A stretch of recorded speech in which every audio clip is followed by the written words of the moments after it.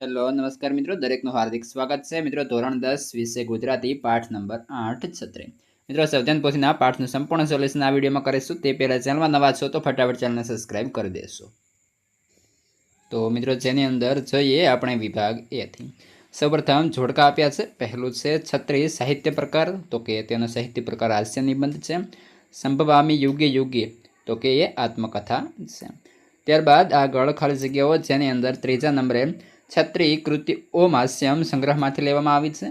4 છત્રી પર નામ સરનામું લખવાનો ઉપાય ખરેખર કારગર નીવડ્યો. અને 5 છત્રી કૃતિમાં ભારતીય સાહિત્યકાર રવિન્દ્રનાથ ટાગોર નામનો ઉલ્લેખ થયેલો છે. અને 6 પરિવારને રાજકોટ સ્થળે છત્રી લેવા જવાનું વ્યવહારું ના લાગ્યું. ત્યારબાદ આગળ પ્રશ્ન 7, દુકાનદારે લેખકને કઈ સલાહ આપી? તો કે છત્રી ખોવાઈ ન જાય તેનો ઉપાય શોધવાની સલાહ આપી. 8 લેખકના સાનિધ્યમાં છત્રી કેવી બની જાય છે? લેખકના સાનિધ્યમાં છત્રી ચંચળ બની જતી હોય છે.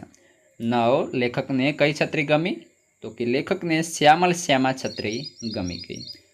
પ્રશ્ન 10 જ્ઞાન વિશે લેખક શું જણાવે છે? તો કે જ્ઞાન મળવા માત્રથી કશું વળતું નથી અને મળેલા જ્ઞાનને આચરણમાં મૂકવું સહેલું નથી. પ્રશ્ન 11 છત્રી ટકતી નથી એનું લેખક શું કારણ જણાવે છે? તો કે છત્રી ખોવાઈ જાય છે એ કારણ ટકતી નથી. પ્રશ્ન 12 છે લેખકનો છત્રી પર શું લખવાનો વિચાર હતો? તો કે લેખકે છત્રી પર નામ સરનામું લખવાનો વિચાર કર્યો. મિત્રો આપણી ચેનલ પર તમામ વિષયની સ્વાધ્યાયન પોથી, સ્વાધ્યાય, નકશા પોથી, પ્રયોગ પોથી વગેરે તમામનું સોલ્યુશન ઉપલબ્ધ છે, જેની લિંક આ વિડીયો ડિસ્ક્રિપ્શનમાં આપી દઈશું. ત્યારબાદ આગળ પ્રશ્ન 13 છે રાજકોટ છત્રી લેવા જવાની બાબતમાં લેખક શા માટે મક્કમ રહ્યા? તો કે છેક રાજકોટ છત્રી લેવા જવામાં ખાસો ખર્ચો થાય તેમ હતો.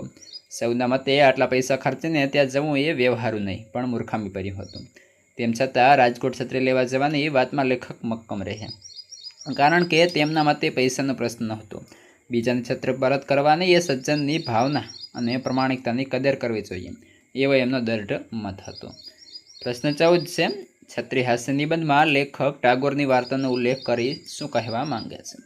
તો કે રાજા પોતાના કુંવરને કાંટો ન વાગે એ માટે પોતાના આખા રાજ્યની ધરતીને ચામડાથી મઢી દેવાનો હુકમ ફરમાવે છે. આખી ધરતીને ચામડાથી મઢી દેવાનું કામ અશક્ય છે એમ સમજીને એવા રાજ્યના એક માણસને એક વ્યવહારુ ઉપાય સૂચે છે. તે રાજ્યના કુંવર માટે ચામડાના બૂટ સીવી આપે છે, જેથી કુંવરને ધરતી પર ચાલતા કાંટો ન વાગે. અહીં મિત્રો આવે છે કાંટો ન વાગે. આ કાવ્યનો તાત્પર્ય એ છે કે જગતને સુધારવાના મિથ્યા પ્રયત્ન છોડી પોતાની જાતને સુધારવી જોઈએ. પ્રશ્ન 15 છે રાજકોટ છત્રી લેવા જવાની એવી વાત સૌને મૂર્ખામી ભરી શા માટે લાગતી હતી? તો ઉત્તર છે તો કે અમદાવાદથી છેક રાજકોટ જવાના બસ ભાડાના ઓછામાં ઓછા 250 રૂપિયા થાય તેમ હતા. ઉપરાંત રિક્ષા ભાડા તેમજ ચા પાણી નાસ્તા વગેરેનો વધારાનો ખર્ચ ઉમેરીએ તો 300-350 રૂપિયા થઈ જાય. આથી રાજકોટ છત્રી લેવા જવાની વાત સૌને મૂર્ખામી ભરી લાગતી હતી. આગળ જોઈએ પ્રશ્ન 16 છે છત્રી ન ખોવાય એ માટે લેખકને કેવો અભિપ્રાય પ્રાપ્ત થયો હતો? એમાં લેખકને કયો અભિપ્રાય યોગ્ય લાગ્યો હતો? તો કે છત્રી ન ખોવાય એ માટે લેખકને આ સલાહો મળી હતી, જેમ કે લેખકે ગળામાં માળાની જેમ મોટી દોરી રાખવી, એ દોરી સાથે છત્રીને બાંધી દેવી, છત્રી ખુલી શકે એટલી મોટી દોરી રાખવી, વરસાદમાં ભીની થયેલી છત્રીથી શર્ટ ભીનું ન થાય એ માટે ઉપરના ભાગને ઓછાડ વીંટી રાખવો. ત્યારબાદ લેખકે છત્રી સાચવવા પોતાની સાથે ફરે એવો પગારદાર માણસ રાખવો. કેટલાક લોકો બહાર જવાનો હોય તેટલા વખત પૂરતો ડ્રાઈવર રાખે છે, તેમ તેઓ આવો 2-3 કલાક પૂરતો પગારદાર માણસ રાખી શકે. આગળ તેમણે ચાતુર્માસ દરમિયાન ઘરે જ રહેવું, એકટાણા કરવાને પ્રભુ ભજન કર્યા કરવું, આથી છત્રી ખરીદવી જ ન પડે, એટલે છત્રી ખોવાનો પ્રશ્ન જ ના રહે. ઉપરાંત તેમણે છત્રી ઉપર પોતાનું નામ સરનામું લખાવું, જેથી કોઈને જડે તો પોસ્ટકાર્ડ લખીને તેમને જાણ કરી શકે. આ અંતિમ સલાહ લેખકને વ્યવહારુ લાગી. ત્યારબાદ આગળ પ્રશ્ન 17 છત્રી શીર્ષકની યથાર્થતા ચર્ચો. તો કે લેખક રતિલાલ બોરીસાગર દ્વારા રજૂ કરવામાં આવેલું હાસ્ય નિબંધ છત્રીમાં સંપૂર્ણ કથા વસ્તુમાં છત્રી સાથે વાત આગળ વધે છે. અહીં લેખકની છત્રી રાજકોટથી અમદાવાદ આવતી વખતે બસમાં ભૂલાઈ જાય છે અને લેખક આ છત્રી પર લખેલા નામ સરનામાંથી એક પત્ર મળે છે, જેમાં તેમની ભૂલથી રાજકોટ પહોંચી ગયેલ તેવું સ્વીકારેલું હોય અને લેખક આ ભૂલાયેલી છત્રી અમદાવાદથી રાજકોટ લેવા માટે જવાની વાત પોતાને પરિવારને કરે છે અને પરિવારના લોકો આ પગલાં અને મૂર્ખામી ભર્યું ગણાવે છે. સંપૂર્ણ વાર્તા છત્રી સાથે ચાલુ થાય છે અને છત્રી પર પૂરું થાય છે, માટે કથાનું શીર્ષક છત્રી સાર્થક છે. ત્યારબાદ આગળ પ્રશ્ન 18, તમારા જીવનમાં બનેલ હાસ્ય પ્રગટ કરતો પ્રસંગ લખો. ઉત્તર છે તો કે એક વખત હું શાળાની વાર્ષિક પરીક્ષા માટે તણાવમાં હતો. રાત્રે મોડા સુધી ભણતા ભણતા ઊંઘ આવી ગઈ.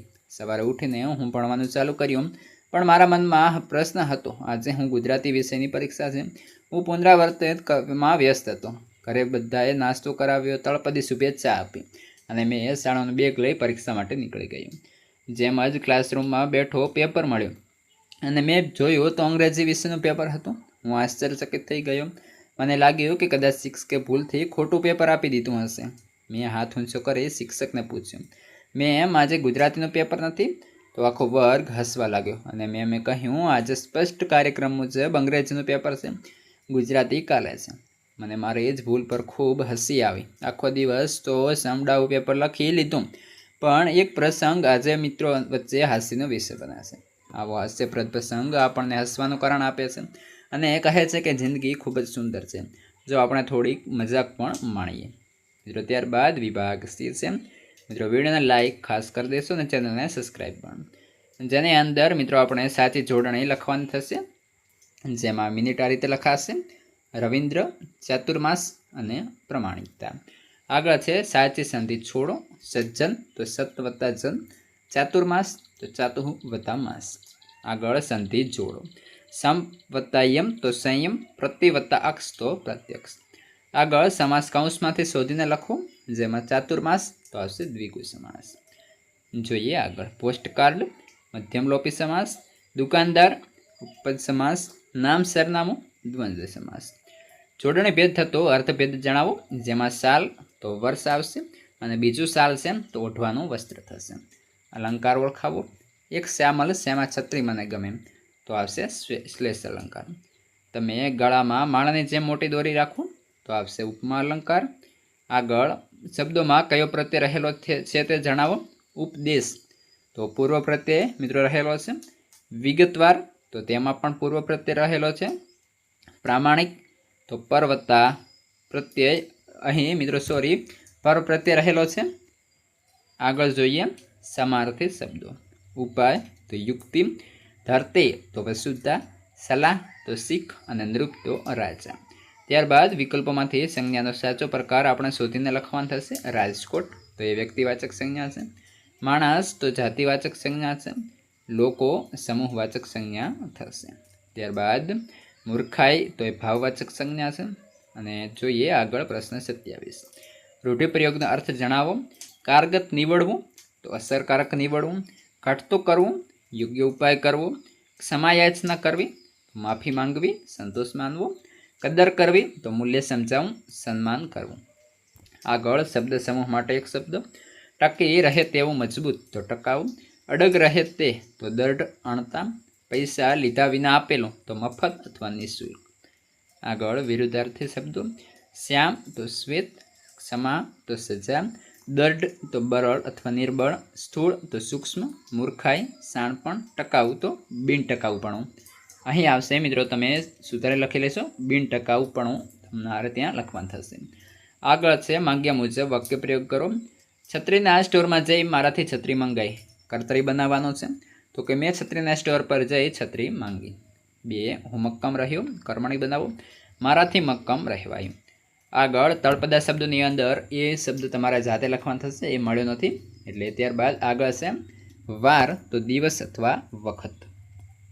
વિશેષણ શોધી તેનો પ્રકાર લખો. પહેલાં સજ્જનનો આભાર માન્યો તો પહેલાં એ સર્વનામિક વિશેષણ થશે. બીજું મોસમનો પહેલો વરસાદ પડ્યો તો પહેલો એ ક્રમવાચક વિશેષણ છે. 3. તમારી છત્રી ટકાઉ જશે તો અહીં મિત્રો જે છે અનિશ્ચિત અહીં સંખ્યાવાચક વિશેષણ થશે. ત્યારબાદ આગળ છે એ સલાહો હું 5 મિનિટમાં ભૂલી ગયો તો 5 એ સંખ્યાવાચક વિશેષણ છે. 33. દુકાનદાર ધારે ધારીને મારી સામે જોઈ રહ્યો. ધારે ધારીને રીતિવાચક વિશેષણ છે. હું મક્કમ રહ્યો. મક્કમ એ રીતિવાચક વિશેષણ થશે. પત્ર લેખનની શ્રદ્ધા ચોક્કસ વધુ પડતી હતી તો ચોક્કસ એ નિશ્ચિતવાચક વિશેષણ છે. અમારી છત્રી વરસ દિવસમાં તૂટી ન જાય તો વરસ દિવસ એ સમયવાચક વિશેષણ થશે. ત્યારબાદ આગળ મિત્રો ધ્વનિક ઘટકો આપણે છૂટા પાડવાના છે. જેની અંદર પરિસ્થિતિ, વિક્રમ, સાનિધ્ય, ચાતુર્માસ અને ક્ષમા એ તમારે વિડીયોને સ્ટોપ કરી અને તમે સારી રીતે લખી લેશો.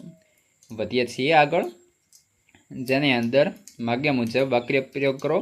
પહેલો છે, નવી છત્રી પર કારીગરે નામ સરનામું લખ્યું. પ્રેરક બનાવો. તો કે નવી છત્રી પર કારીગર પાસે નામ સરનામું લખાવ્યું. 2, મેં સંયમ રાખ્યું. ભાવે બનાવવાનો છે તો મારાથી સંયમ રખાયું. 3, હું મક્કમ રહ્યો. ભાવે પ્રયોગ કરવાનો છે તો મારાથી મક્કમ રહેવાયું.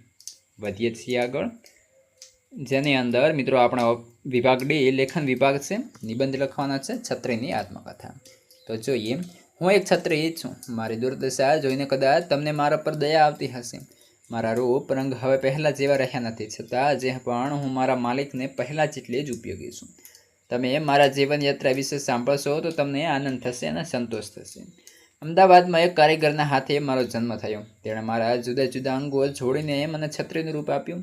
મારો કપડો ચેન્નાઈની એક મિલમાં બનેલો, મારા સળિયા મુંબઈના એક કારખાનામાં બનેલા અને મારો હાથો બેંગ્લોરમાં બનેલો છે. એ કારીગર એ મારા જેવી મારી અન્ય એક બહેનોનું સર્જન કર્યું. ચોમાસાના દિવસો હતા. ધોધમાર વરસાદ વરસી રહ્યો હતો. એ વખતે એક બહેને દુકાનમાં આવ્યા. તેમણે મારી બધાની બરાબર તપાસ કરી અને મને પસંદ કરી, પણ દુકાનદારે મારી કિંમત ચૂકવી મને તેમને ઘેર લઈ ગયા. બહેન શ્રીમંત હતા. તેમનું આલિશાન મકાન જોઈ મને ખૂબ આનંદ થયો. તેના પતિ, તેના બાળકો મને જોઈને ખુશ થઈ ગયા. બાળકો મારી સાથે રમવા લાગ્યા. હું એ બધાને ઉપયોગી હતી, તેથી સૌને માનીતી થઈ ગઈ. મારા 5 વર્ષ ટૂંકમાં પસાર થઈ ગયા. એક દિવસ બહેને મને એક મંદિરમાં ઓટલે ભૂલી ગયા. ત્યાં પરથી પસાર થયેલા એક ભિખારીએ મને ઉઠાવી લીધી. તે પણ ચોમાસામાં ઉનાળાના મારા ઉપયોગ કરવા લાગ્યો અને બહેનોએ સાથ ગુમાવવાનું ઘણું દુઃખ થયું. પણ મને એક ગરીબ ભિખારીની સેવા કરવાની તક મળી, તેથી પણ મને આનંદ થયો. એ બધાને ઉપયોગી હતી. હવે તો હું ખૂબ જ જૂની થઈ ગઈ છું. મારો રંગ ફીકો પડી ગયો છે. મારો કપડો પણ 1-2 જગ્યાએથી ફાટી ગયો છે. મારા થોડાક સળિયા પણ છૂટા પડી ગયા છે. બિચારા ભિખારીની પાસે મારું સમારકામ કરાવવાના પૈસા નથી. આમ છતાં હું તેની સેવા કરી રહી છું. જોકે મારામાં હવે પહેલાં જેવો આનંદ કે ઉત્સાહ રહ્યા નથી. હું મારા અંતિમ દિવસની પ્રતીક્ષામાં મારા દુઃખના દિવસો પસાર કરી રહી છું. મિત્રો, આ પ્રમાણે સંપૂર્ણ આપણા છત્રી પાઠનો સ્વધ્યન પોથીનો અહીં પૂર્ણ થાય છે. આગળનો હવે સ્વધ્યન પોથીના પાઠ હોય, સ્વાધ્યાય કે તમારે જે પણ લખવાનું બાકી હોય, તમામની લિંક આ વિડીયોના ડિસ્ક્રિપ્શનમાં મિત્રો આપેલી છે. ઉપરાંત તમારા મિત્રોને પણ શેર કરી દેશું.